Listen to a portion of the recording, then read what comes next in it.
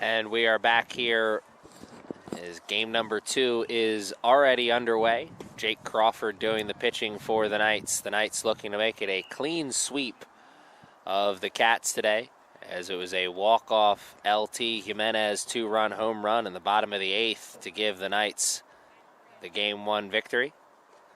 Crawford being tested early with that first batter on. Though I'm sure he's glad to just still have his head attached to his body, given the way that was coming right back at him. Yeah, those are always scary on the mound, but luckily able to avoid any mishaps. Runner on second, though, for the Cats here early in the game. Adam Ranke doing the hitting. Playing left field. Puts it into play over towards the second baseman for out number 1, but it does move that runner over to third base. Ground out fielder's choice. Well, I guess not really much of a fielder's choice. There's only one play out there to be made. Yeah, only play that could have been made there was the first, yeah. So Isaiah Salas, shortstop, comes in.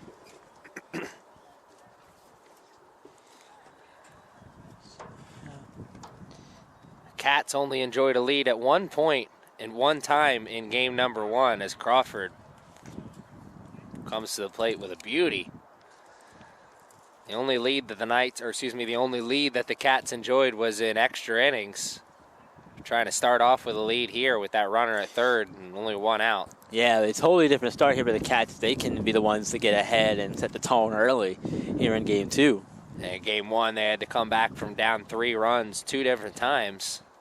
Eventually came all the way back and took that 1-run lead, but wasn't enough.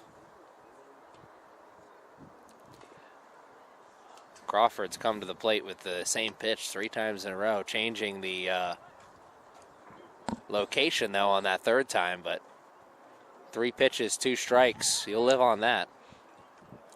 For sure, and you know what? I think this is one of those games where after the first game, the excitement that the first game had, and the end of it, too, what a play over there at second. You were saying something about the game not being exciting? No. The excitement of the first game is carrying over here in this one, clearly. Oh, yeah. The defensive plays, man. Ground out RBI there for Isaiah Salas. Productive out as he brings in the runner from third, but a tremendous play at second there by Danny Salgado, a man who we did not see at all in game number 1. Did not see him at all. We saw him here making that great play at second to get the out. Here's LT. Throw over to first, and Emmanuel Maldonado gets down on one knee and makes the scoop. So it's a single for Carter Whitehead, and he comes around to score on 3 groundouts. And it's the top of the lineup to start things in the bottom half of the first inning for the Knights. Byron will introduce you to those players as when we return. Game number 2, and the sun is starting to come out, just maybe.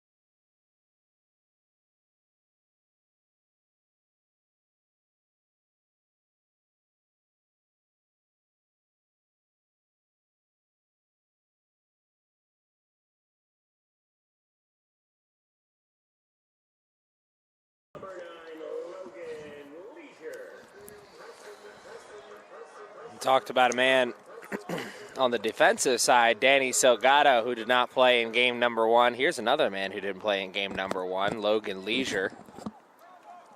Yeah, Leisure's in the leadoff spot for the Knights, and then from there we'll see Mitch Haywood number 2, LT Jimenez at number 3, Emmanuel Maldonado's in number 4. We'll see Alex Rivera, the DH spot, and then Tucker Freer, Alvin Corella, Austin Muma, and Danny Salgado in the number 9 spot.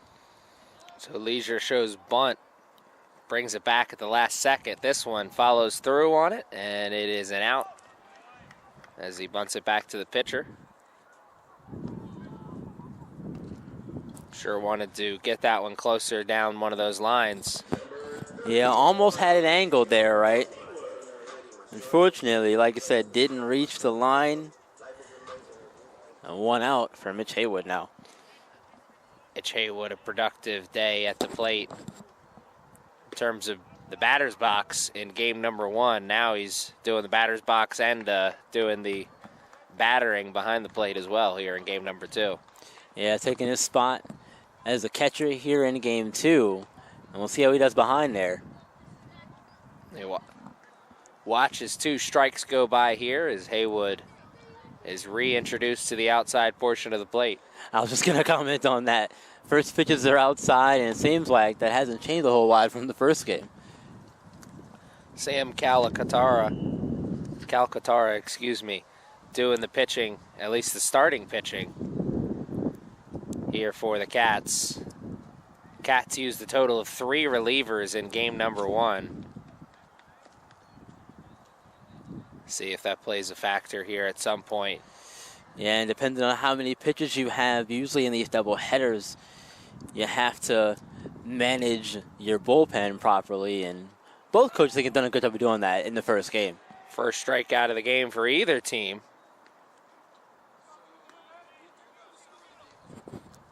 Number 11,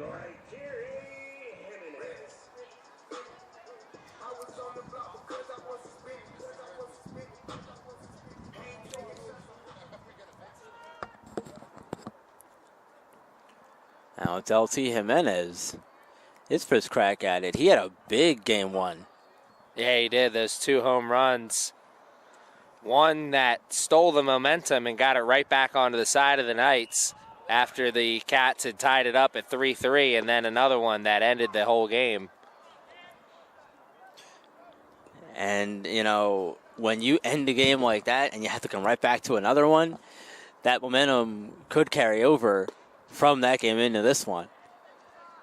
I'm sure he feels like that ball's a beach ball right now, the way he's seeing it. Oh, yeah. The way it's coming off of his bat. 1-2 right now. Let's see what his bat has here. Puts this one into play, this one down the right field line, and he finds grass.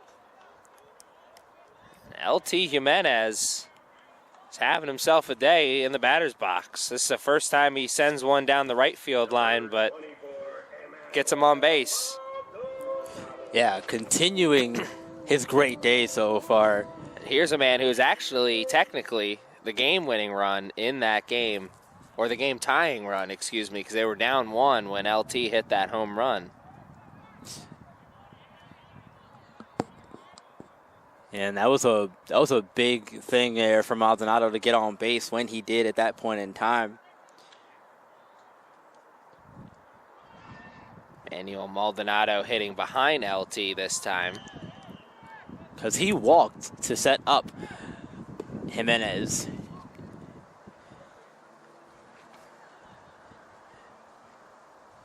One and one is the count. See if we see Jimenez move. He showed a little hesitation there on the first go-round. Second time, right between the ump's legs. What a display of athleticism by the umpire. Getting out of the way. He's technically a part of the field. Yeah. But he certainly didn't want to take that one off the thigh meat, I'm Oh, sure. no, definitely not. And the Cats will take a 1-0 lead into the second inning as the Knights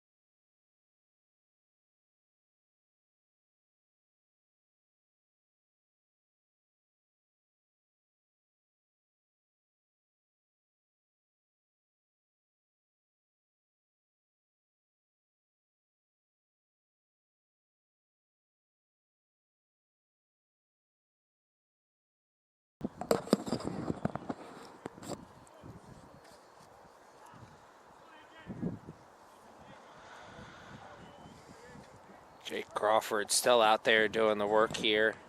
He'll face Alex Rivera to start things. Rivera doing the DH work in game number 2. Or excuse me, I'm looking at the wrong lineup. He is actually starting against Christian Cabrera.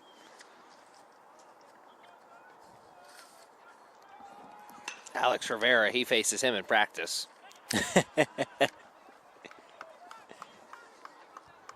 We saw a nice play at second by Danny Salgado in the first inning. Tough one here in the second, as that'll be an error. And Christian Cabrera reaches first. And this is a great opportunity for the Cats to build on this lead, 1-run lead. Wasn't safe for him in game 1, and I can't imagine it'll be safe for him here in game 2. Yeah, especially if the bats continue to play like they have been. Tyson Kovitz. Harold. This is Cabrera. Kovitz batted, yep.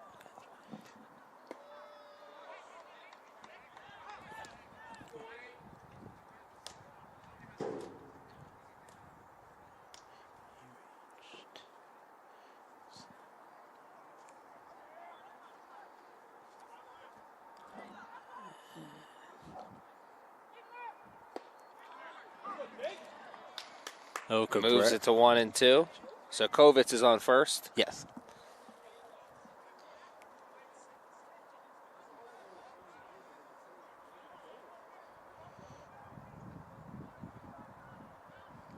One and 2 to Cabrera.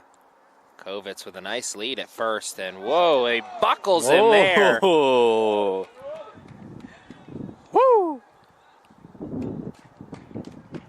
That's just filthy right there.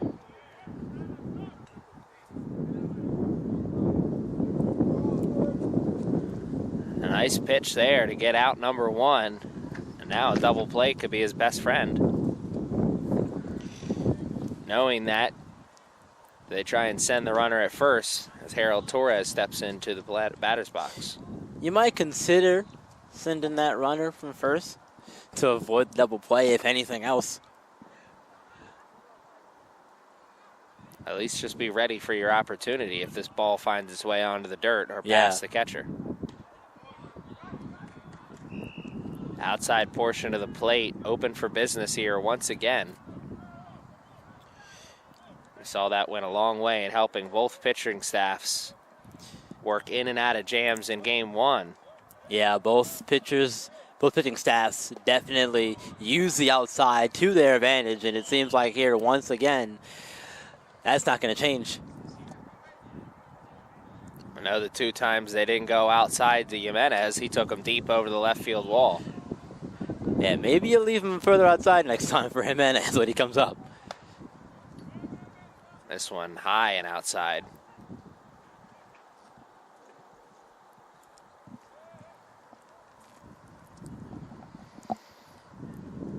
Pushes it to 2-2. The runner still at first. No hint of movement either. And he gets caught holding the sword for strikeout number 2 here today. Yeah, back-to-back case. Struck out Cabrera. And now Kovitz. Now Harold Torres is coming up his chance here.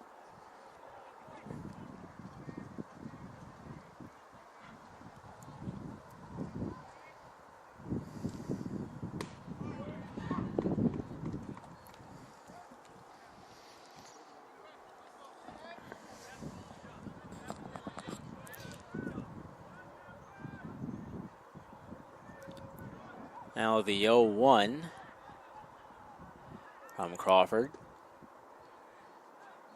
And this is low, it's a 1-1 count.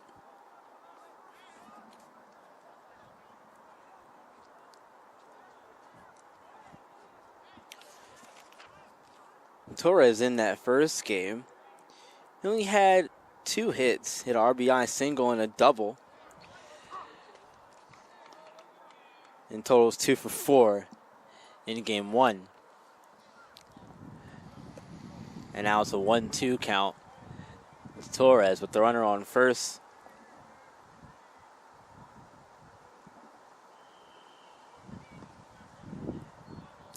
Tries to get him to chase there, and it'll move it to 2-2.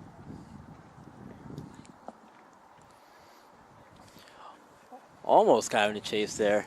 I'd have thought about it, at least if it was me. I'm sure it crossed his mind. The steal crossing the cat's minds there, and he's just under the tag.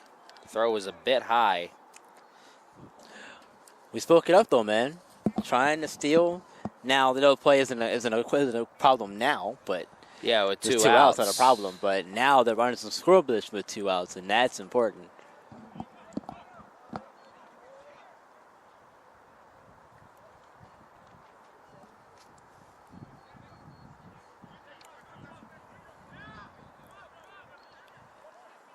And that last pitch there from Crawford, you saw Torres bend a little bit. I thought they were going to call it a strike, but no. And another steal and a walk.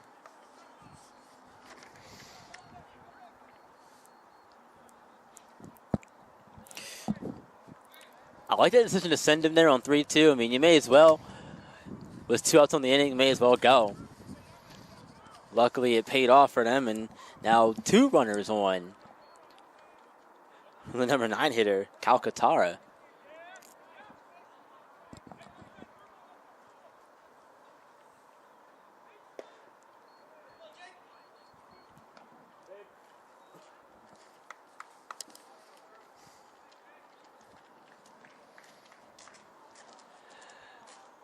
As that first pitch was low, or a ball to Calcaterra. Second pitch of the at-bat. That's in there on the outside part of the plate, even in the count of 1. Runners on the corner and 2 outs. Looking to avoid running into an out at second, but see how long that strategy holds as now he goes and no throw. Now 2 runners in scoring position. Yeah, I think there you let them have that one, because you don't want to risk throwing down and having one from third coming home to score. And giving up a run without, while also not getting out at second. So I think that's a good decision, especially early in the game. Mitchell Haywood also, I'm sure, doing the catching more as a relief job, not wanting Manny Jackson to catch back-to-back games. Yep, got to preserve those arms of your catchers and pitchers. Both of the things are very important. Outside portion of the plate open for business. And a huge out to keep this just a 1-run game with those runners at second and third. The Knights will get another chance to get their bats going here. They've got 1 hit and no runs. They'd like to change that going into the second.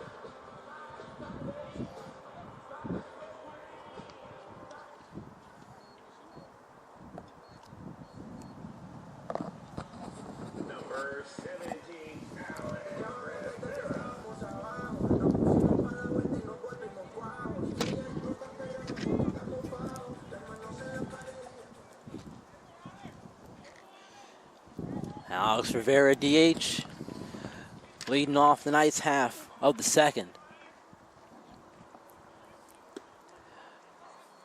First pitch finds a zone for strike one. We didn't see Rivera play in game one. Second pitch inside. Little dance move there from Rivera. Worked out. Avoid getting hit. Almost got the top of the foot there.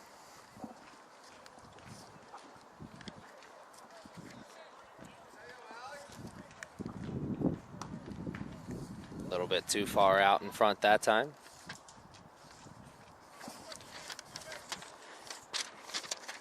Knights need some base runners after they only got one hit and left the one on in their half of the first, but being down one, you know how you can get. Wow, almost a friendly hop as it rolls up the arm of the shortstop and right into the glove of the second baseman, but Rivera hustling down the line, no play. Man, that would have been a crazy play for the first out of the inning, yeah. Would have found its way onto somebody's highlight reel, that's for sure.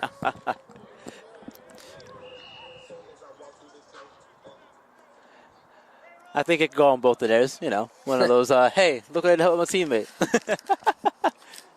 Right place, right time. Everybody's moving on contact.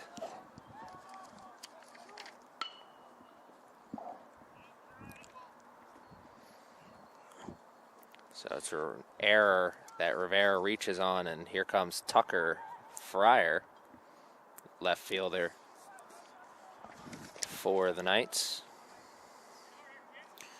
And in game one, he was 1 for 3 with a single. That was back in the fourth inning. He came around to score on that one as well. Tucker shows bunt, chases it out of the zone, and just missed. The look of frustration on his face said it all.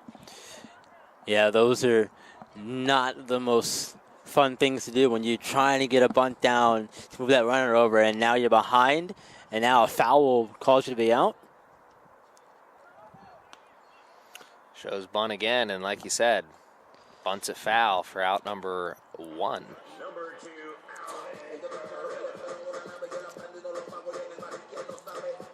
I understand the intention of wanting to bunt there,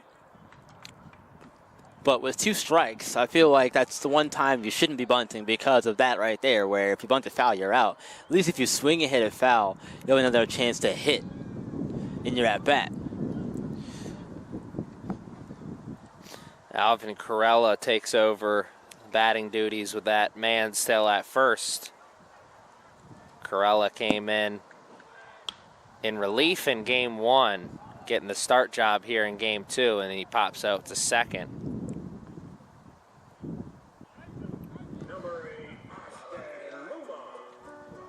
Here's the other man who came in relief work for a defensive substitution in the late innings. Was forced to do some batting because of the comeback. Austin Muma playing right field here today for the Knights. Yeah, Muma had the strikeout in the 6th of game 1, but that was his only at-bat in game 1. Austin Muma, a sophomore on this team, and he'll have to use some of that veteran know-how to get himself out of this 0-2 hole. 2 outs. Started out this inning did with some promise for the Knights. Reaching on the air, throw down to second is in time, but it gets past everybody, and he'll take third. And Rivera, what looked like going to be a bang-bang play, ends up being an easy take on third as well. Yeah, that was a very, very scary play there for a minute because, like you said, looked to be a sure out, inning over, but no. Other plans. Rivera and the baseball other plans apparently there. So now Muma with an RBI chance here to tie the game. What could have been, what might be, and what is usually very different. Austin Muma goes down looking. His first strikeout of the game, I believe, for this Cats pitching staff.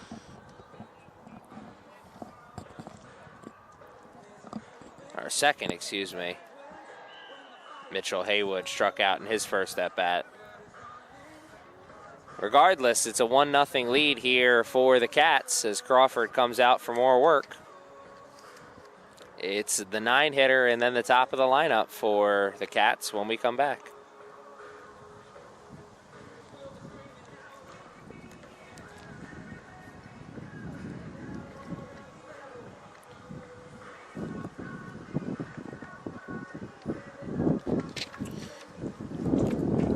Torres walked in his first at bat.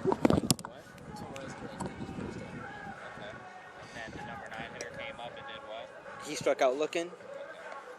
So the top of the order, yes. Yep.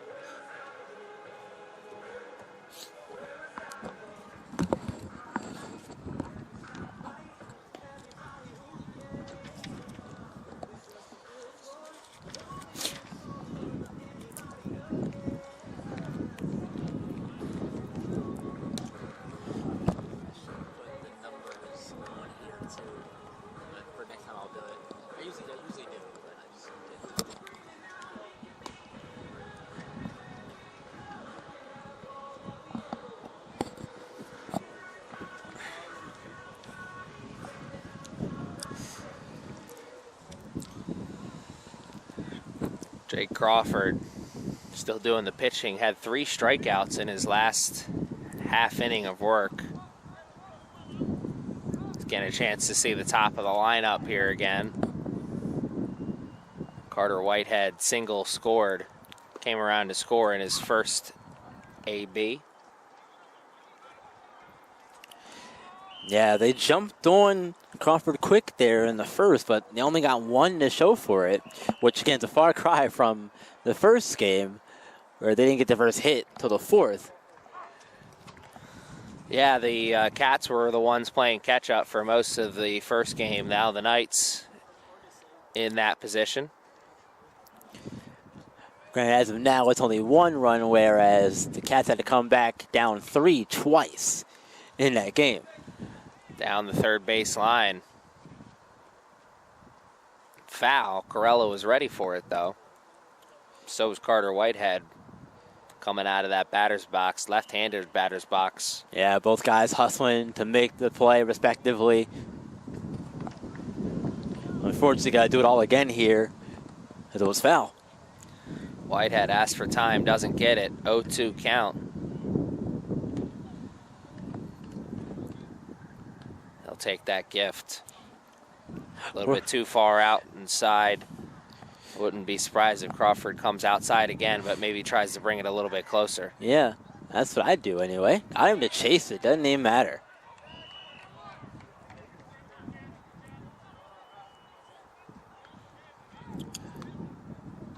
That's his 2nd in a row strikeout for Crawford if you count the last inning strikeout of Calcatar to end the inning. It's his 2nd in a row. If you count the last inning, struck out 4 of the last 5 hitters. Yeah, he's grooving right now. It's a really good sign. That's when you're only down 1 run, too. You can keep these guys off base. That's going to give your guys a chance. Makes those chances a little bit better, too. Exponentially better from 1 And the versus Knights 2. only used 2 pitchers in game 1. I took Murphy as far as he could go. Stepping out of the batter's box. This is 2nd time. Not giving you guys time, man. We've got to get this game in.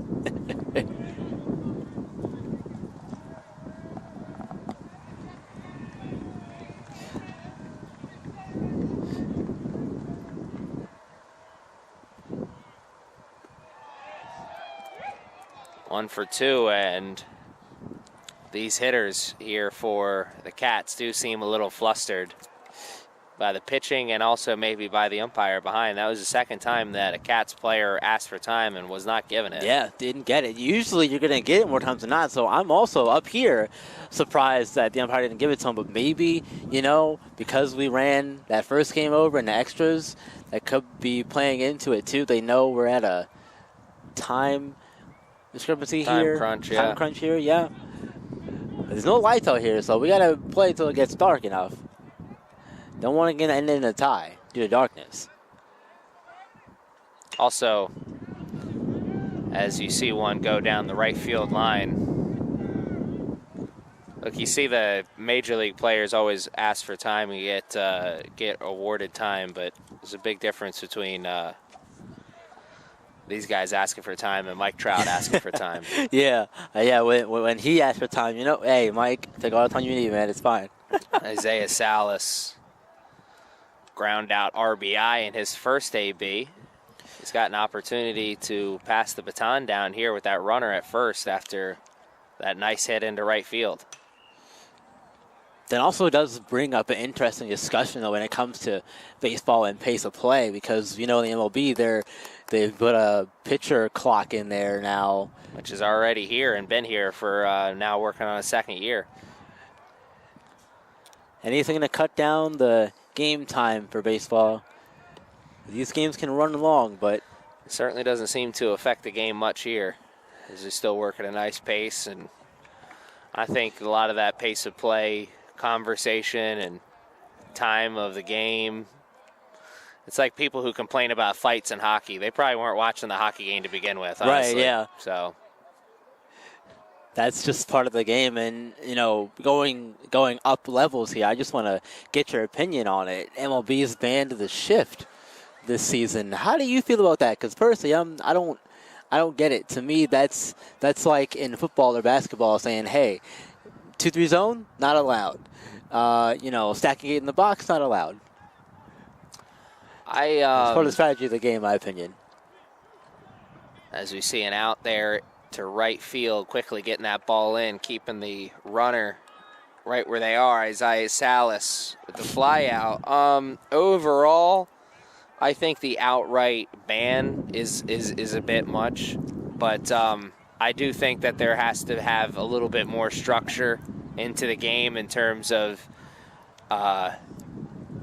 positional structure, because it's just unfair to the point to where you can throw a left-handed batter out from right field, but you can't throw a right-handed batter out from left field. Like if it was fair, more fair in terms of it affected both left-handed and right-handed batters more, I'd agree with you. But the fact that you can just completely neutralize a guy like Joey Galloway just by putting a bunch of more guys on the other side, it just, I don't know. It's to a certain degree, it's not baseball, but then again, to a certain degree, it's like hit the ball the other way, brother. Yeah. But then again, it's also very easy for me to sit here and say that with my Mr. Announcer hat on. I don't know what it's like to see pitches like that. So the out and right ban of it seems like a bit much, but it's amazing. All the baseball players, they never flinch, but everybody else is like, ah! Yeah, gets me every time, and I'm way up here, too. The difference between spending your life in the game and just casually viewing it. 2 strikes here as Crawford is 1 pitch away from getting out of this jam, and he gets that pitch. Crawford with another strikeout. That's 5 here through 3 innings of work. Ring them up, man. Count them up, baby. And the Knights, opportunity to maybe get their first run. At least that's what's on their mind here, as it's 9 and then the top of the lineup when we come back.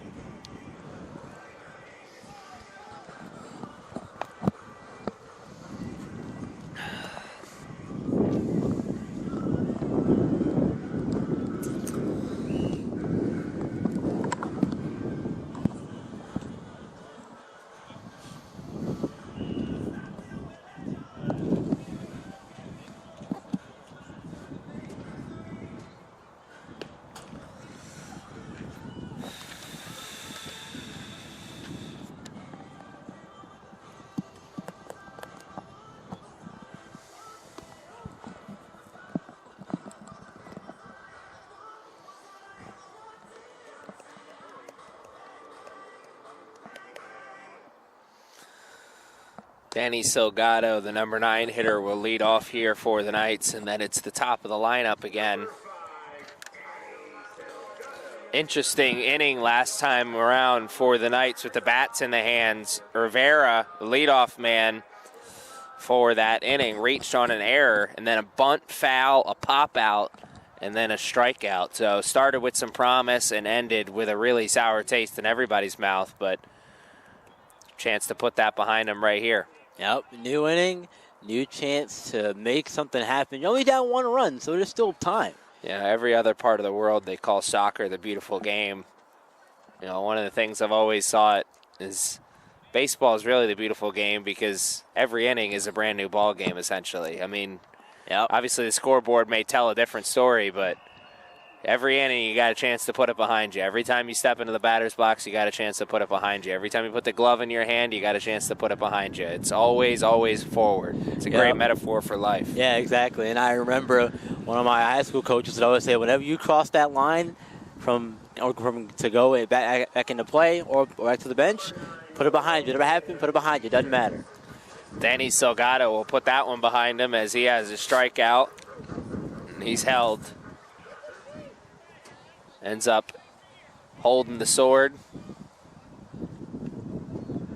Logan Leisure, ground out in his first at-bat. Leisure's a guy that'd love to get on base. He's got some great speed. If we see Leisure get on first, we'll see him move sooner than later. Yeah, he's going to want to be one of the guys to get going. If he can get himself on base, like you said, if he can get himself in the scoring position too with a couple of stolen bases or so, maybe we'll see them bring him in. So Leisure showed bunt there and then pulled it back. Swinging away, chopper back to the pitcher. Easy work there.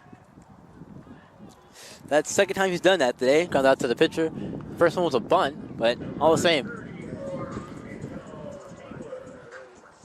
So really, with only 3 hits in the game total between these two teams, really both offenses are still trying to find their rhythm here in this cold Sunday afternoon, but it's kind of like a reverse of the first game where the Knights got out to an early lead, were able to kind of coast a little bit. Cats out to the early lead. A little bit of coasting as that one goes off the leg. And what hustle there by Salas to get a playoff at first. And if he hits the first baseman right there in the chest, Mitch Haywood may be out. Yeah. Yeah, better throw, I think, gets him too. That was a weird play. Off the pitcher's leg, and, you know, Salas put the great play at short to try to save it, but the throw is just offline. We'll check the official scorecard in between innings on how they rule that, but whoa, Jimenez. Jimenez, 2 home runs in game 1, followed that up with a single here in game 2 in his first at-bat. Jimenez swinging a hot stick. Looking to heat up the crowd here with a little action. And right now it's looking like they're scoring that a hit. The Haywood hit, they're scoring that a hit and not an error on Salas at short. Not surprising. It hit the pitcher first, rolled up his leg. Salas had a chance, but it would have had to have been really perfect. And even then, it may have been Haywood was still safe, so no surprise there. Yeah, I had it as an error just because of the wild throw. If it had been a on-time throw, I would have said, yeah, it's a hit. Because of the wild throw, I gave him an error, but official's what matters, so I'll get accordingly on my side. Puts it in the right again, but this one caught on the back pedal. And we saw Jimenez go to left field twice in game number 1. He goes to right field twice here, but second time is for an out. Hard hit ball, but an out nonetheless, and a 1-run lead still here for the Cats.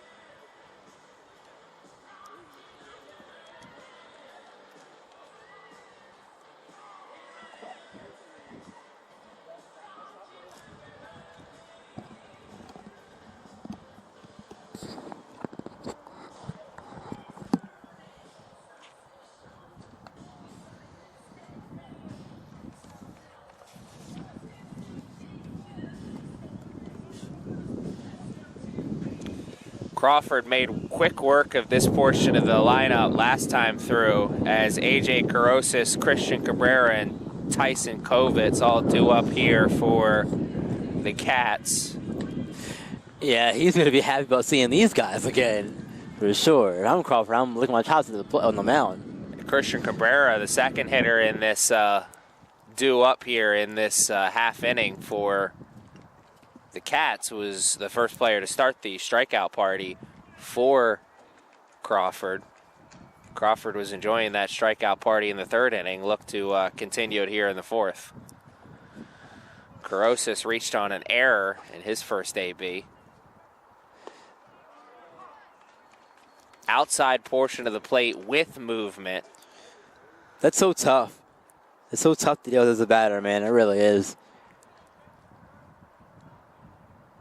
I'll tell you, the most amazing thing to me, still, no matter how much baseball I watch, at whatever level, is the effortlessness in which they could spin the ball like that.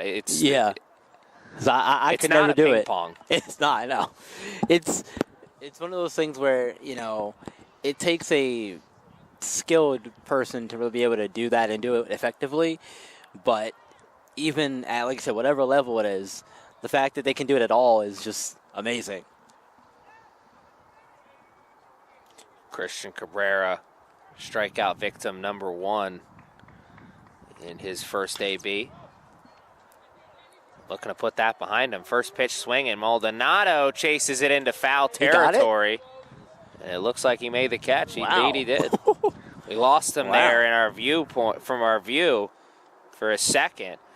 And my goodness, I think this is 3 pitches, 2 outs. Yeah. Tyson Kovitz, strikeout victim number 2 here in his first AB. Crawford has really settled into a nice groove after giving up that first inning run. Yeah, he's definitely got himself in a good spot here now, and he's got some good mojo going on the mound for sure. And as a pitcher, when you get going like that, you're going to be tough to stop. And I'm sure you probably feel like you can pitch forever when you got your breaking ball going like he did on that first pitch. Yeah, definitely. That was such a pretty thing to watch. And if you can get it over for strikes like he's been able to do so far, that just opens up so much more of your repertoire as a pitcher. He's got him chasing on that one. So his first strike, he came in on the breaking ball on the inside. That time he gets him chasing on a breaking ball on the outside. So he's got his eye view, he's got his eye level on both sides of the plate. Where does he go here for maybe the strikeout pitch? I think you get him to try to go upstairs maybe. He went low. Comes right back with more of the same on his last pitch, and that is another strikeout for Crawford. He has a strikeout in each of the last 3 innings, excuse me. 6 total here in the game through 4 innings. Can the Knights' bats come alive and tie this game up and maybe, just maybe, take the lead? They've got Emmanuel Maldonado, Alex Rivera, and Tucker Fryer up when we come back.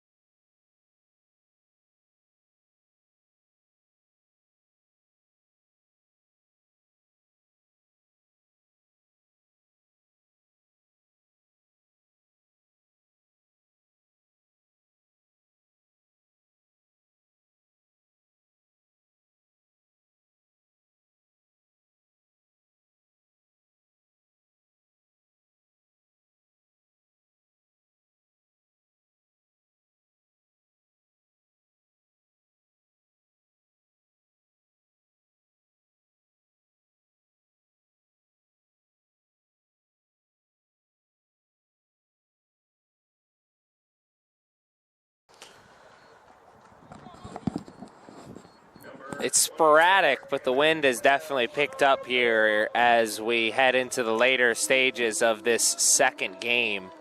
Remember, fans, since this is a doubleheader, these two teams only slated, at least to start, to play 7 innings. We know that wasn't the case given the way things ended in Game 1. And I got a feeling that's not going to be the case here in Game 2. You got to think that the Knights are going to at least get 1 run on the board and tie this game up. Can they get 2 runs and maybe take the lead? Well, we'll find out. Yeah, and the way Crawford's been pitching so far, if they do manage to either tie or take the lead, that could be it. Yeah, the flip side of that coin is, as well as Crawford is pitching, Harford may be pitching just as well. Yeah, Though it does look like we may have had, or excuse me, that Harford was our pitcher in our first game. That's Sam Calatara doing the pitching here for the Cats. Give the man his flowers as he gets another strikeout there. His 4th of the game. So the point still stands, as well as Crawford is pitching. His counterpart on the other side of the black jersey pitching just as well, as here he sees Alex Rivera for the second time. Rivera reached on an error, but then didn't do much else after that. No, not much else after that, and that's really been the story for both these offenses. Even with the 1 run the Cats have, neither offense has really done a whole lot. Yeah, and with that 1 run that the Cats have, it came on an RBI ground out, so it's not like we've seen any theatrics from the offense, from either offense. Right, exactly. And you know what a difference 20 minutes can make. Absolutely. We saw 2 home runs, 2 big hits, multiple big hits in the late stages of that first game. Moonshot into center field. Now it's been nothing but ground balls and flyouts. And solid pitches. And that, yeah, can't The forgive. bats are struggling, but somebody's making them struggle. Yep, absolutely. It's one of those things of, which came first, bad pitching or, bad hitting or good pitching. I don't know what came first on that, but I know how it ended. Rivera, rather us not talk about that one. It's another strikeout here.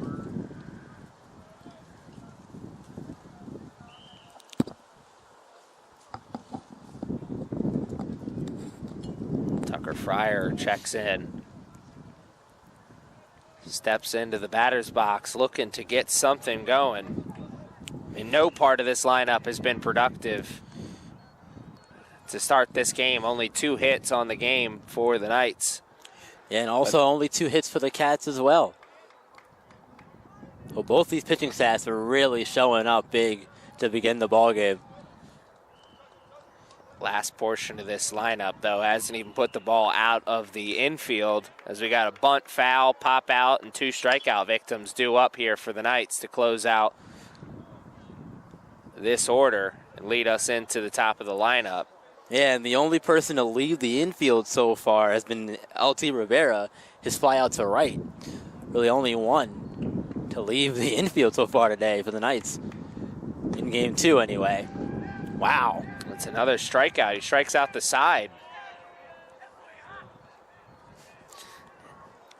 Love to see that as a pitcher. And you love to see everybody loves to see that. Love to see the enthusiasm from his teammates as well. To hold on to that momentum when you got guys fired up behind you. And good reason to be fired up as the Cats looking to break even. This is the 3rd game, or their 3rd trip on a Maryland road trip. They're 2-2 right now, or I guess 2-3 given the loss to the Knights in Game 1. They're trying to break even on their Maryland road trip. Thanks. So Crawford's still out there, and why wouldn't he be? But just given what we saw in Game 1 with that coaching staff only using 2 pitchers and then maybe leaving Murphy in a half a second too long, is that in the back of their minds as we We're not counting outs just yet, but we're getting close to it. Yeah, we're definitely getting close to that point where you consider maybe getting somebody warm in the bullpen at least, just to have them ready in case something goes down and hits the fan, for the half of this game. But the way it's going right now, I don't envision that happening, foreseeing it happening. But what do I know? I'm not Nostradamus.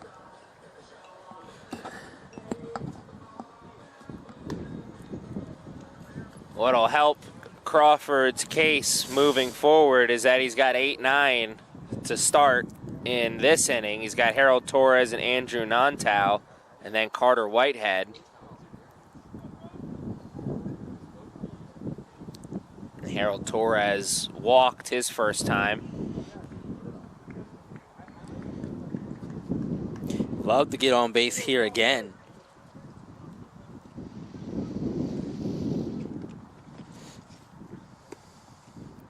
Wanted that outside portion, just missed it.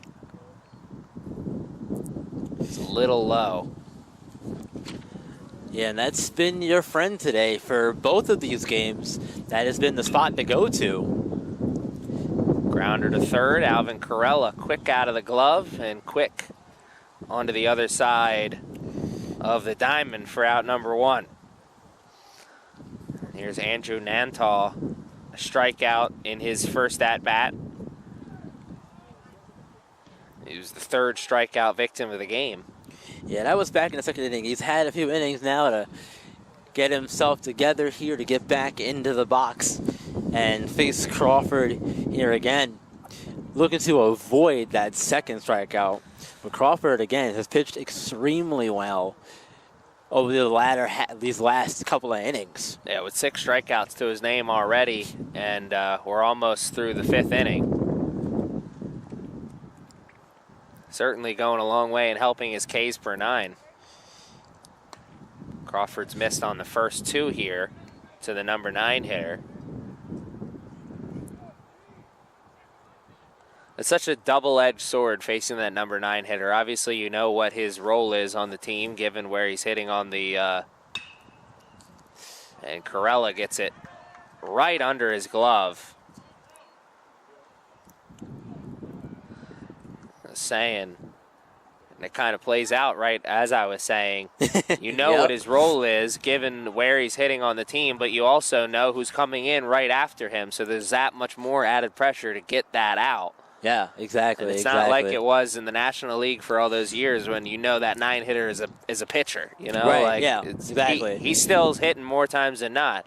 He's not the top guy, but he's a guy, and he can certainly swing the bat. Yeah, he as we saw certainly do there. some damage there, and yeah, sure enough. And it's funny, you said that the ball got right under the glove over there. We see a lot of times that balls have eyes when it goes through a spot like that. I feel like that situation too where, it's coming and it goes, nope, just going to squeak under the glove here, it's fine.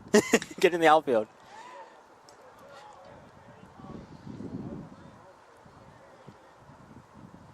Also, I mean, obviously this isn't a 6 degrees of separation Kevin Bacon type situation. There's a great deal of separation between the levels of this game, and that's one of those things where when you just watch the major league level, you just take it for granted that usually when a guy goes down onto the ground like that, yeah, he's making that play. Yeah, he may not always get the out at first, but it doesn't get past his glove. Right. You see that on diving plays in the outfield, too. Like, if it hits a guy's glove, he catches it. What a throw! That's a great throw. Wow. And what a huge break for this Knights team. They ran into a couple of outs in game number 1, forcing the Cats to run into an out there. And this game will remain at 1-0.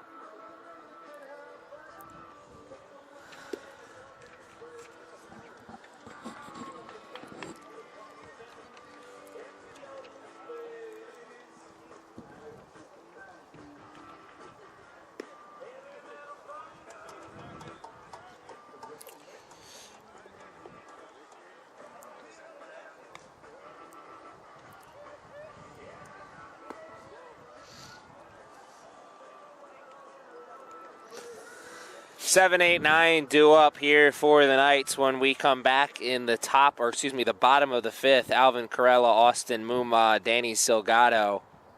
None of those gentlemen have a hit so far. No, none of them do just yet. And this game is moving along here. We've only got the 5th, bottom of the 5th, 6, 7 left. So 2.5 innings left, we'll say.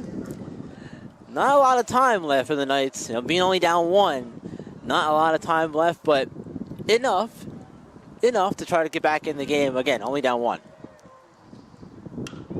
First pitch swinging, that may find some grass. It does find the outfield, but it hangs up in the air there a little bit longer than it initially looked like it was going to. Maybe got caught up in that wind circle. Yeah, I thought it was going to be one of those things where it eventually, like you said, find some grass out there. When you say touch some grass, I mean that baseball out there was hoping to touch some grass out there in the outfield, but nope. Touching leather. Austin Muma, the second strikeout victim of the game. And we are deep in the middle of a pitcher's duel right here. Yeah, these are always fun to watch. Especially, they're different kinds of fun. The first game was full of offense. Everybody loves that. And then there's people who love pitcher's duels. And if you're one of those people, you're getting one here in game 2. Absolutely. I mean, I love a walk-off type hit, a walk-off hit like we saw in game 1. It's exciting. Big hits, big comebacks. But to me, one of the things that makes baseball the greatest game is a pitcher's duel like this. The excitement that you get from two craftsmen just going out there, wheeling and dealing, doing their thing, but also when their thing is challenged, they can adjust and go, hey, I got this too. Yep, exactly. And so far, we're seeing both of these pitchers wheel and deal and adjust to what the other offense is trying to do. It's not working for either side right now on the plate, but these pitchers are having days. Nothing working for Austin Muma as he goes down on strikes once again. Here comes Danny Silgado trying to make it not a 1-2-3 inning.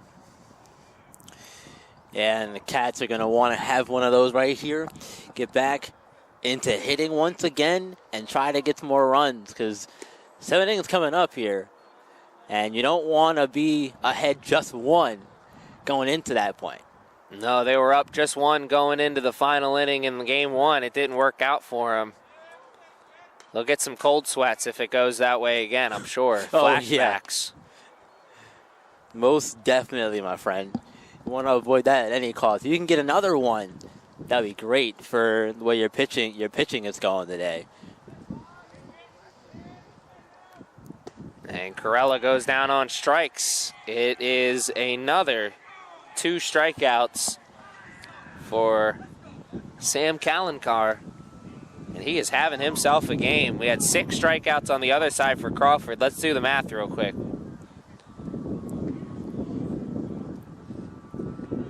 I see you're 6. I raise you 8. I'm a little slow here, man. I'm going to get it. We're going to come back to that for sure. I'm going to get that right. All right.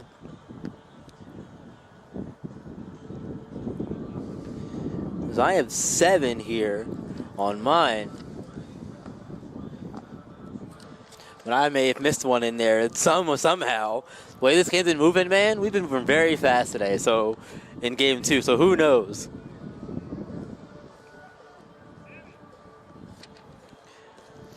Check the almighty website. That's the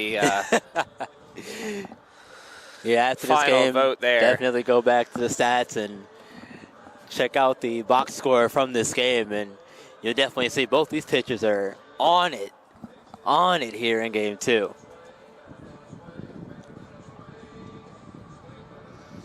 Take this opportunity to say congratulations to the women's basketball team here at CCBC Essex. Secured their 3rd place finish in the national tournament. 1 loss away from the national championship.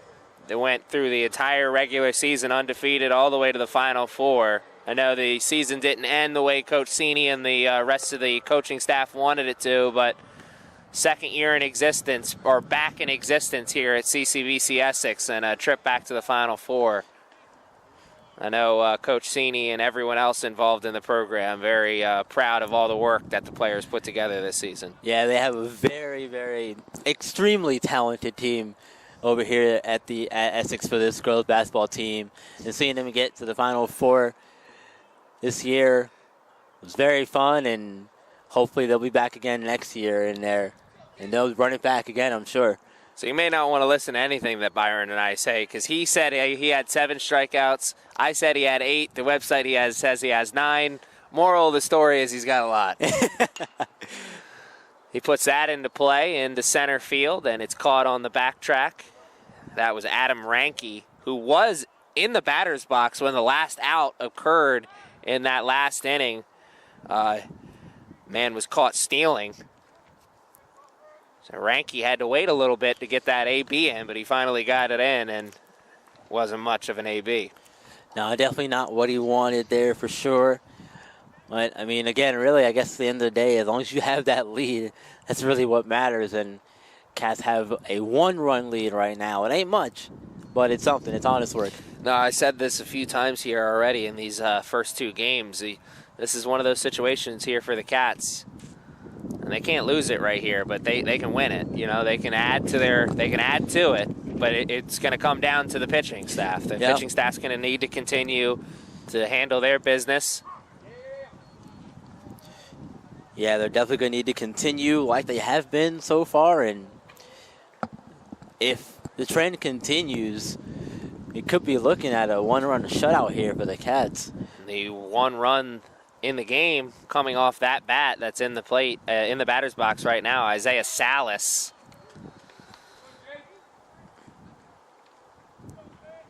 No RBI chance that time with no one on. No single chance either with the strikeout. Here comes Greg Hare. Oh, that was his first of the day in game 2 for Salas. And Hare's already got 1 strikeout in game 2 so far. Looking to avoid another one here. Hare got caught holding the sword there. Chopping at it. Like to regroup. We take one look at Hare in that batter's box. You know he can send one for a ride. We just haven't seen him do it yet today. Yeah, hasn't had a good opportunity to really do so. He has put the ball in play. He does, because he did have an RBI in game 1. RBI double in game 1, and he walked, came around to score in game 1 as well. So he can. It's a matter of when.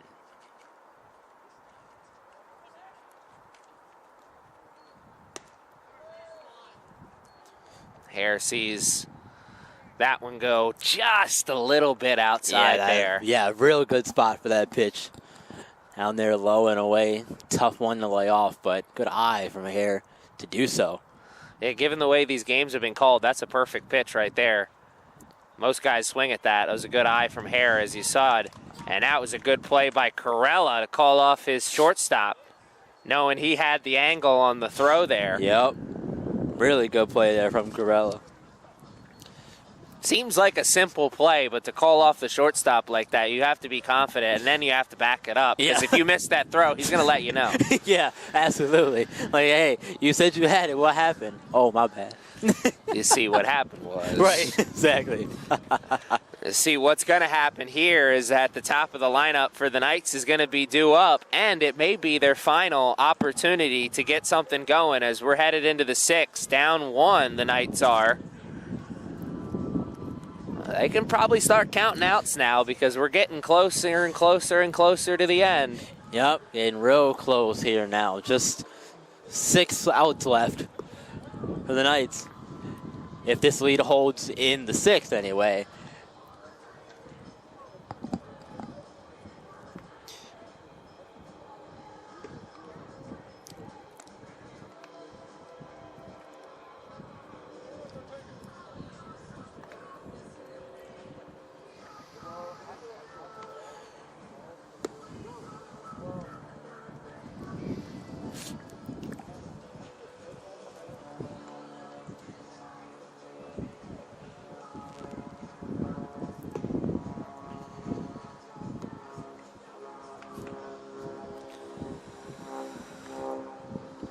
So 16 strikeouts total here in this game between the two pitching staffs right now. Wow. My goodness. That's what game. the word on the website is right now. And due to start things was Logan Leisure, but we see a man coming into the batter's box who does not have the same haircut as Logan Leisure. So we're seeing some pinch hitting action. We'll find out who that is in 1 second.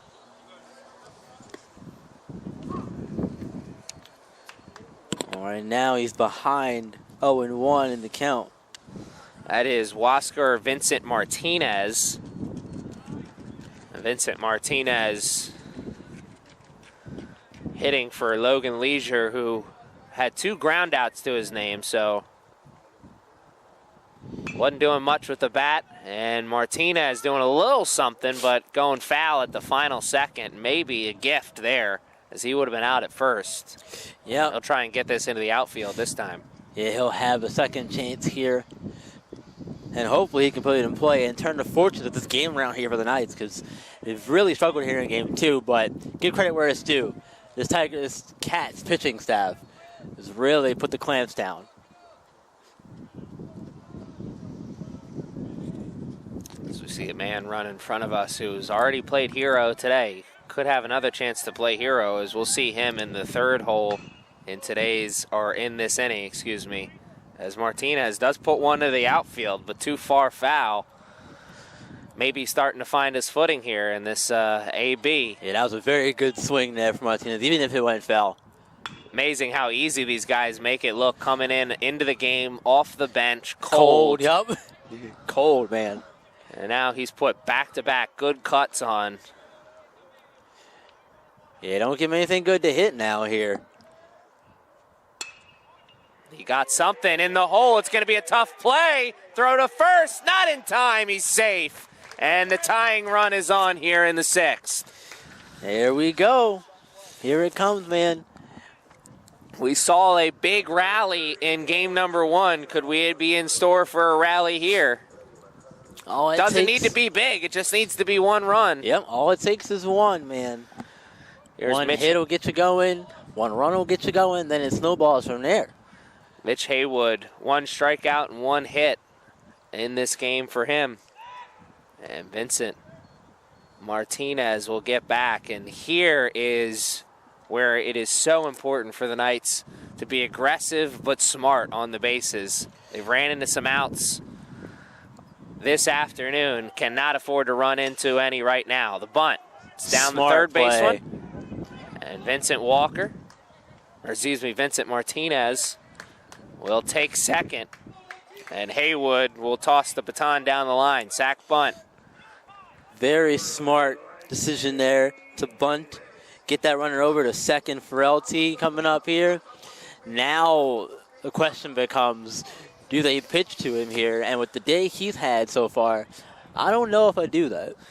No, I don't know if you would either with LT. I don't know if you pitch to him here. Even sitting on 1 and 2, his fly out to right was hit hard. Yeah, he took that thing for an absolute ride.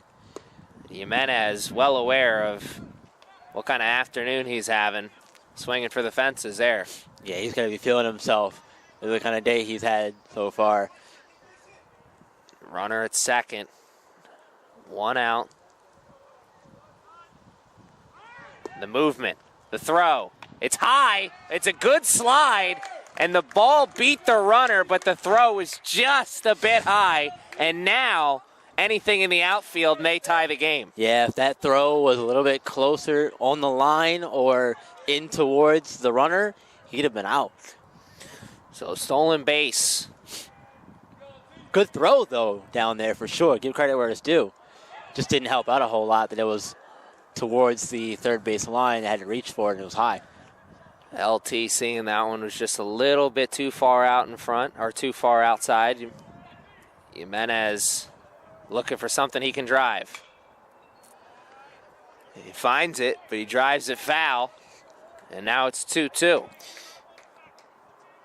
With the free base open on first and 1 out, again, I still don't know if you pitch to him here, but you got 2 strikes almost. May as well go for it now. Good eye. May as well try to get him now. with it being 3-2. See if he goes high again. Yeah.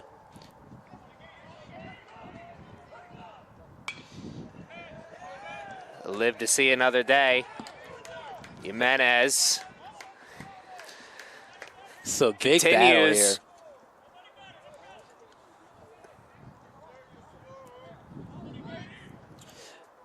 I think this is the biggest at-bat of the night so far in this game. Catcher set up on the outside, and he'll walk him. LT Jimenez earns the walk, and now it's runners at the corner. And I think the big reason why they didn't want to just give it to him is, one, he's pitching a heck of a game so far, and two, Jimenez has got speed. He's probably taken second with that runner at third now. Yeah. Yeah, that's also very true too. Yeah, he has speed down the base paths. So it would be Emmanuel Maldonado, but now it's Manny Jackson who steps in. He's a man who's got speed as well, and he's also a man who swings a nice little bat. Manny Jackson will be looking for anything that he can put in the air. Obviously, he wants to get on base, but what he absolutely wants to do is keep this ball out of the infield to avoid any opportunity at the double play, which is also why Jimenez could be running here sooner than later. Yeah, at the bare minimum, this ball has to go in the outfield somewhere. If it falls down, great, but it's got to go in the outfield somewhere to at least give the runner a chance to try to score from third. So a single, a sac bunt, stolen base, and then a walk. And with one out, there's runners at the corner. Tying run is on third. Potential winning run at first. Manny Jackson, the catcher in game one, thought he had an off day here in game two, or thought he had the game off in game two. But he's going to have to clock into work. He wants to clock in a moment like this. Yep, he needs you right here, Manny. This is a big, big at-bat. You don't want to hit when it doesn't matter. Manny Jackson understanding the moment and also understanding that walk was just given up. Control in question here after 3 straight balls. Yeah, now I think you watch another one here on 3-0. Oh, no doubt. Make him throw you a strike before you decide to swing at anything. I'm sorry. If Mike Trout doesn't swing at 3-0, you don't swing at 3-0 either, brother. There are very few hitters who have the green light on 3-0. Manny Jackson puts it in play, foul. He said there's very few hitters that have the green light on 3-0. I don't think there's any hitters that have the green light on 3-0. I just think they have enough clout that they can look at the coach and say, yeah, I swung. That's all. You know what? When you put it that way, it makes a lot of sense that way, too. You going to tell Poppy he shouldn't have swung there? Like, you see how big that man is? I don't think so. 3-2. I wouldn't have told him. You know what? Go ahead. Fine. Manny trying to be Manny right here. Jimenez kind of working as a distraction too, almost, I'm sure. Those throws over the first, they may not seem like much, but they'll tire you out too as a pitcher. He's moving, ball's in the air, and it's headed back towards us. And when that first went up the chute, Manny had to swallow his heart there for a second. I'm sure he maybe thought he popped into an out behind the catcher. Instead, another go-around on the merry-go-round, 3-2. Runners on the corner, 1 out. Gonna do it here all over again. Big spot. Oh, catch him in the middle. Throw. The throw home. He is safe. And we are tied. Wow. What a turn of events. Yes, sir. Thought he had him dead to rights there in between first and second. And that is beautiful baseball. I called it earlier. I said you have plays for those kinds of situations with runners on the corners. And it worked out that time. Not only is the runner on second safe, but the runner from third scored. So now you get a chance to get another run to take the lead with this at-bat here. And a walk. Back-to-back walks. Winning runs at first and second now. And here comes a meeting of the minds, and that may be it. I don't actually think it will be because there's no warm-up action in the bullpen. Nope, nobody's moving, and there's no movement in the Knights bullpen either. So it might be a spot where, yeah, they're just going to say, hey, keep at it.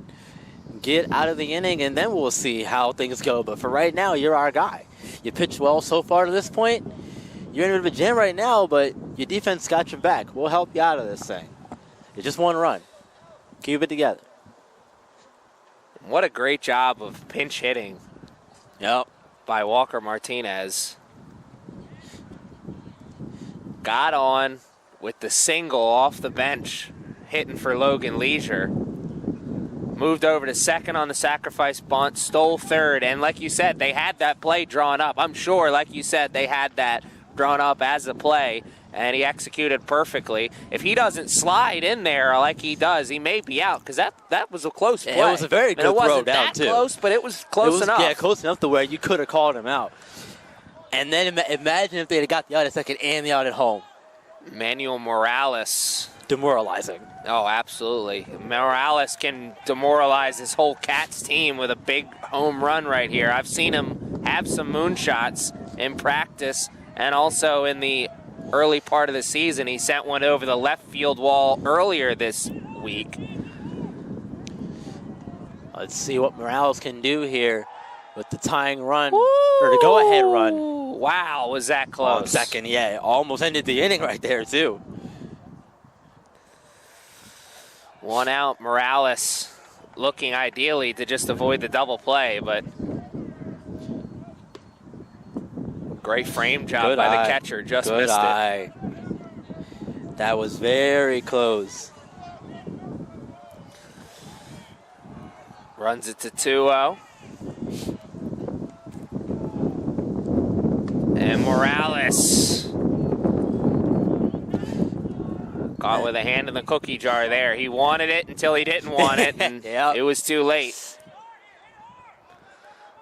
2-1. And Morales foul tips that one into the catcher's glove and now runs it to 2-2. Take some big cuts. Well, that was a big swing anyway. Now shortened up here and protect, put his ball in play. The only one out, put the ball in play somewhere. He's not shorting up in the swing. He's swinging hard. He'll go down swinging for the fences. It's like me playing the show. If you're going to hit it, you might as well go for a home run.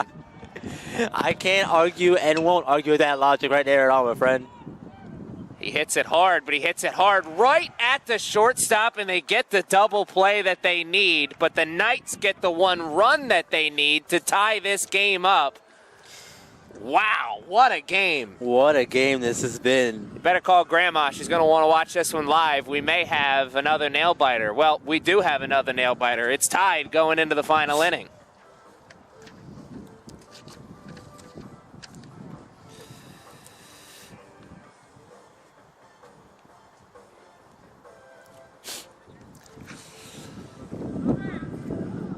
They switch pitchers. Oh.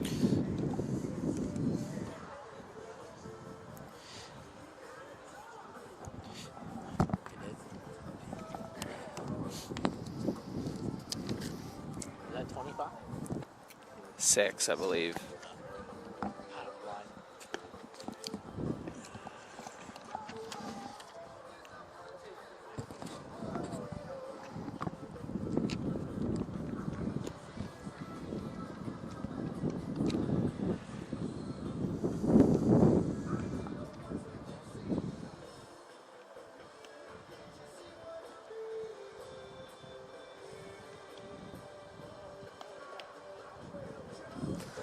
Joshua Youngberg's going to jump right into this game here for the Knights as he'll do the pitching.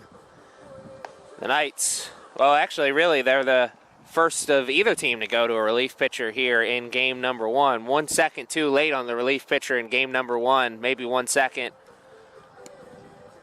too early or maybe just right on time here in game number 2. Regardless, a great starting job by Jake Crawford comes to an end as Youngberg checks in.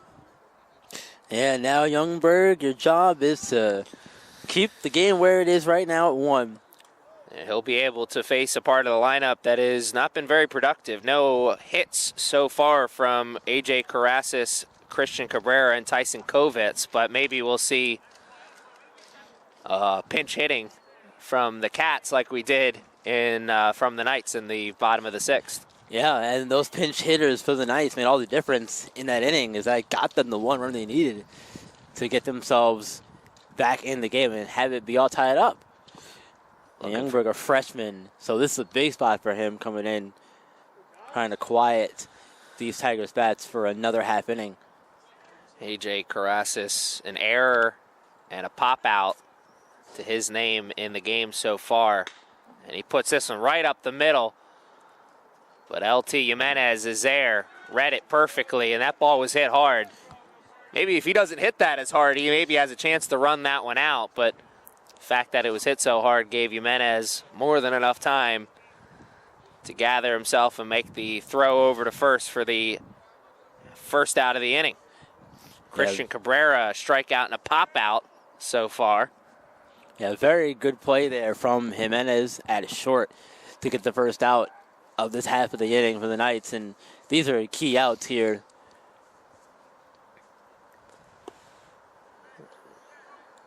Saw Cabrera maybe a little anxious there. You saw the arm start to come forward. Yeah, he sure did. He wanted that one, man. Cooler heads prevailed, didn't swing at the junk, 1-0. Swinging there as he comes back in towards the inner half of the plate, 1-1.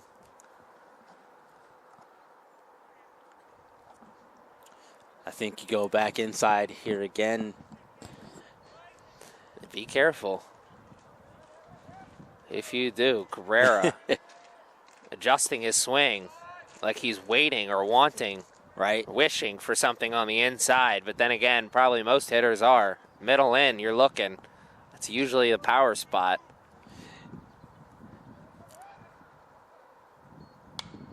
Puts this one up into the elevator chute behind us. And very close to the trash can. He almost had himself a YouTube moment that no one would have saw except for me. He almost hit it into the trash can behind us. 2-1. Youngberg got his first strike on the board here. Almost had his second there again. He wanted that outside pitch. Uh-huh. Even had to check down to make sure. 3-2, excuse me. I thought there was one more strike.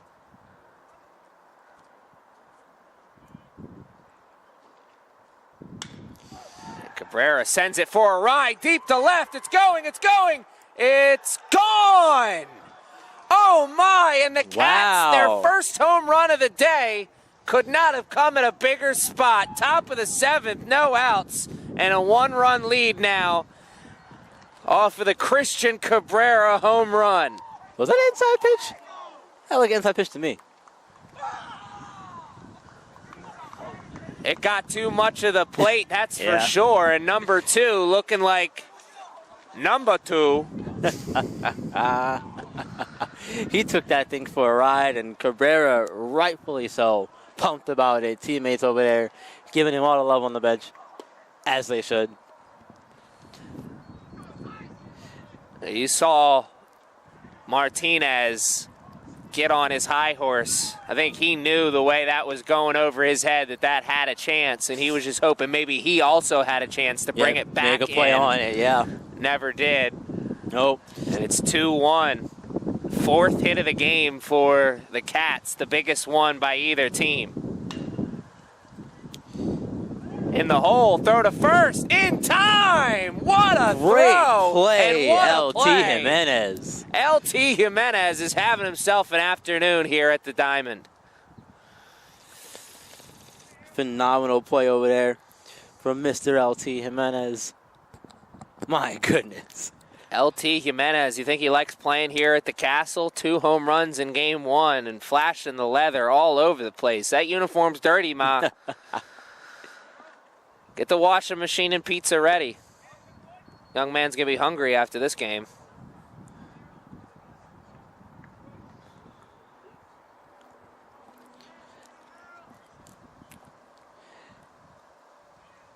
And a good piece of pitching by Youngberg here in this inning. He missed on that one pitch, made the most of it, and maybe he really didn't even miss that much. It was a 3-2 count, so he had to come in with something. He don't want to just give it to him. Exactly. I think it was just a great swing from Cabrera, and, you know, he knew he was talking his talk when he came home and scored. You know, Cabrera, and you saw him making the adjustments with his swings in between pitches. So I think he was expecting, look, he doesn't have the same control as the last guy on the outside. He's not hitting it the same way. So if he comes in, I'm going to be ready for it. And he was certainly ready for it. But the Knights are ready for this moment. Stop me if you've heard this one. Down 1, going into the bottom half of the inning, the Knights need to score to keep this game alive. And we're going to find out real quick what they have in store for us. They have another opportunity to be heroes. So win, lose, or draw here for the Knights. It's been a tremendous day here at the Castle. I want to thank you for joining us on this Sunday afternoon. Thanks for joining us all season long and all week long. It's been an exciting week of athletics here at CCBC Essex. We had the Monday doubleheader of baseball, Saturday's game against Onondaga, the Lasers, CCBC Essex men's lacrosse starting their season, doubleheader today. Of course, the March Madness action with the women's basketball team. It's been a great week for the athletics program here at CCBC Essex, and I want to thank you for joining us through this whole journey this week and all season long.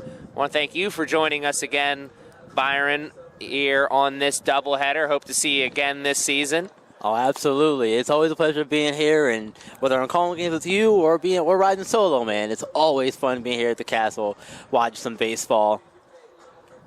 You know, it's my favorite sport, so hey, man, I'm biased in that regard, but what's not biased is we got a good game here in our hands, and we're going to have another exciting finish. Absolutely. No bias there. That's straight facts, as the kids would say, and as the kids used to say back in the day, riding solo like Jason Derulo right now. The Knights riding with a solo run deficit into the bottom of the 7th. LT Jimenez, 2-run home run for a walk-off win in game number 1. Well, we're not going to see Jimenez in this inning, at least not to start, as Liam Bowers will start things off. He's batting for Tucker Fryer. It is Bowers, Corella, and Muma due up, but I don't know if that'll be what we see. Yep, Liam Towers Bowers here. I gave him the nickname earlier because of that towering fly ball he hit to the right. Ended up being an out, but an impressive swing from Bowers regardless on that one in particular. If he can put another tower shot on, he may tie this game up. One swing. Brand new ball game, just maybe. So you're saying there's a chance? Always a chance, man. As long as you got out to play with, there's always a chance. Ain't no clock in this game. Liam Bowers, first 2 pitches, 2 swinging strikes, 0-2 hole now. What does Bowers do? He lays off the cheese and watches it go to 1-2. Yeah, good thing laying out there after swinging at the first 2 pitches. Pitchers trying to catch you off guard to get you to swing at something you don't want to. So a good eye from Bowers to hold off. Bowers lays off that one as well, moves it to 2-2. With that foot up, getting out the way. You never want to take any pitch, especially in your foot area.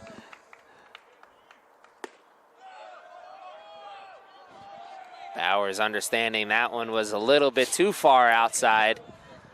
Any closer outside, he's going to have to swing at it just to be safe, but he runs it to full now after being 0-2.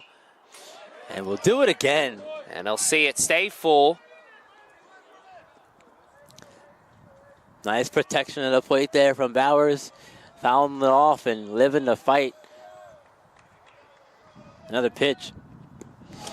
So it was a pinch hitter who led things off in the last inning, came around to score, tie the game up. More of the same here in this inning, possibly, as Liam Bowers comes in as a pinch hitter for Tucker Fryer and goes from 0-2 all the way to earning a walk. What an at-bat there from number 3. Yeah, and he is now the tying run. Winning run here is Alvin Carrella at the plate.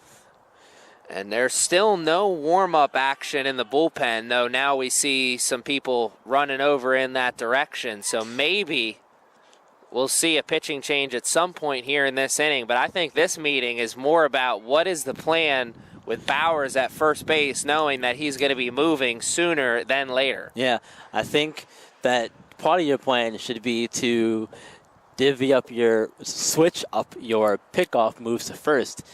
Because if you know he's going to be trying to move, you're going to try to get him into a spot where he guesses wrong on the pickoff move, and you can get him in a rundown situation if you have to. Problem the Knights find themselves in right now, besides being down 1 run, is they got the bottom half of their lineup due up here, and that's been an unproductive part of the lineup. Alvin Carrella, Austin Muma, Danny Silgado, no hits by those gentlemen here in this game, and that's a pop fly to the catcher. And Carrella catches that off the skinny part of the bat, so that hurts emotionally and physically. Yeah, those are never fun to take off the inside part of the bat like that. Those hurt. Those hurt, man. So now we'll definitely see Bowers get put in motion here sooner than later, because you got to avoid that double play ball like the plague. And here comes Eric Elliott.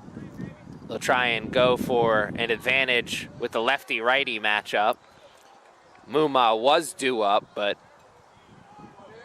that combined with the 2 strikeouts that Muma is carrying right now, why not give Elliott a go? Good decision to come in and get a fresh bat in the game at least. New face for the pitcher to see too. New approach at the plate. We'll see how it pays off. Eric Elliott behind that one. He was late. Let's see if he makes the adjustment. Because Elliott did play in that first game, and he didn't do too well. He did have an RBI, a sacrifice fly. Throw down to second. He's out. Oh, my. Wow. What a throw. Liam Bowers with a great slide to get under the tag, but that was just a perfect throw for out number 2. Absolute laser of a throw down to Nab Bowers at second. Unbelievable. That's huge. Wow. There's now just one more out here, and these Cats will escape with a W. Eric Elliott, his AB just became that much more important. Yep, and now it's a 2-2 count. If Calcaterra gets a strike out of here, that bench is going to explode.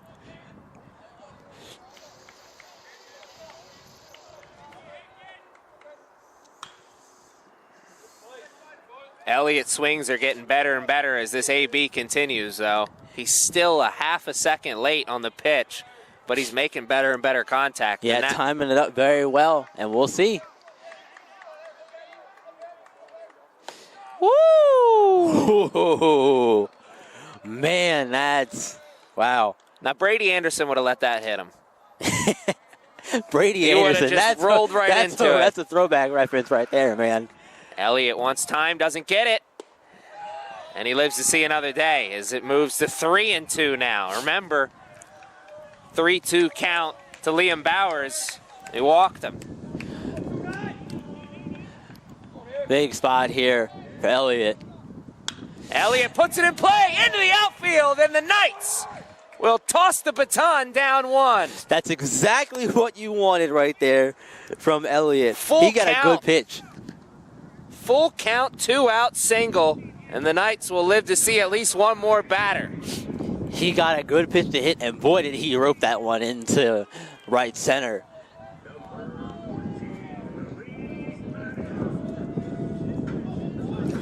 Danny Silgado was due up, but they'll go to another pinch hitter. 3rd one of this inning. Luis Marrero.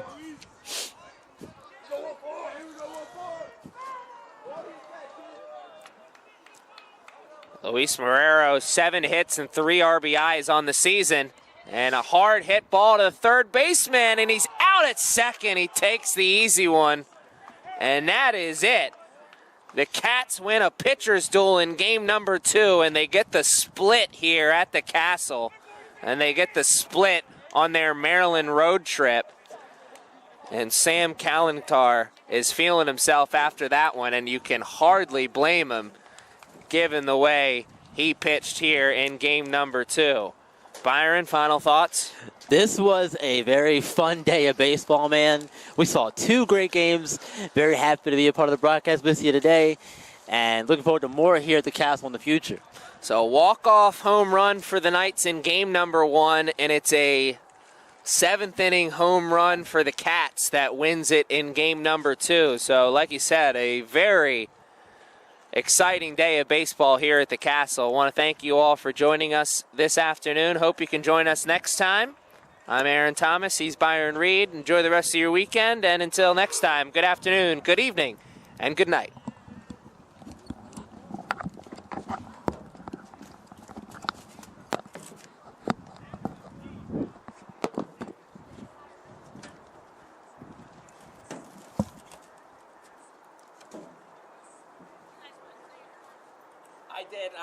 I put mine in here. I gotta do mine. Okay. Horse is wrong because I didn't know he was coming. It'll be 30 Okay. for both of you. To be clear, 15 per game, 30 total for the day. Thank you guys.